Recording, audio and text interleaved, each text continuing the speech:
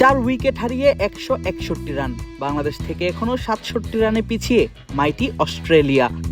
এখন অব্দি ডারউইন টেস্টে হওয়া 3 দিনের মাঝে 3 দিনই বাংলাদেশ দেখিয়েছে ব্যাটে বলে নিজেদের আধিপত্য। এক মুহূর্তের জন্যও এগুতে দেয়নি অজিদের, বরং চেপে ধরে রেখেছে তাদের বেশ ভালোভাবেই। আর এতেই তৃতীয় দিনের পর অনেকেই দেখছেন বাংলাদেশের ঐতিহাসিক জয়। যদিও এই আনন্দের মাঝেই টাইগার ক্রিকেটারদের সংযত থাকার পরামর্শ দিলেন পাকিস্তানের সাবেক ক্রিকেটার এবং ক্রিকেট বিশ্লেষক বাসিত আলী। নিজের ইউটিউব চ্যানেলে একটি ভিডিও 15ই আগস্ট পোস্ট করেন বাসিত, যার ক্যাপশনে তিনি বাংলায় লিখেন, জয়ের খুব কাছে বাংলাদেশ।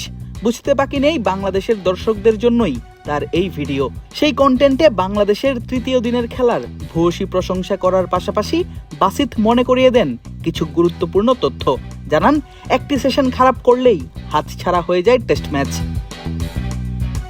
তৃতীয় দিন শেষে বাংলাদেশ ডারউইন টেস্টে এগিয়ে থাকলেও কিছুটা ভয় ধরাচ্ছে ক্যামেরন গ্রিন এবং অ্যালেক্স কেরির জুটি। দুজনে মিলে অপরাজিত আছেন 49 রানের জুটি গড়ে। আর তাই বাসিত বলেন, রিল্যাক্সে থাকা যাবে না এখনই। টেস্ট ম্যাচে একটা সেশন খারাপ খেললেই ম্যাচ হেরে যেতে হয়।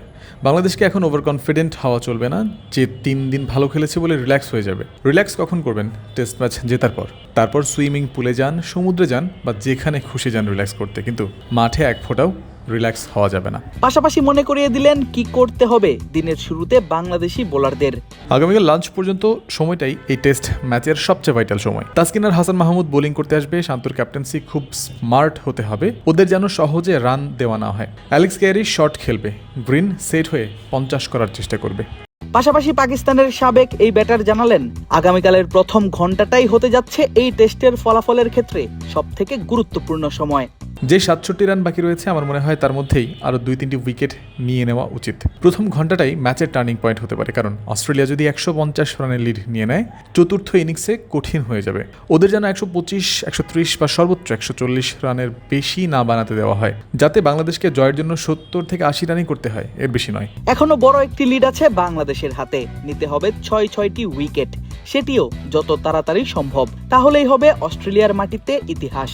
সেই ইতিহাস লিখতে চতুর্থ দিনটা ভালোভাবে পার করতে পারে কিনা টাইগাররা, সেদিকেই তাকিয়ে থাকবেন ক্রিকেট বোদ্ধারা।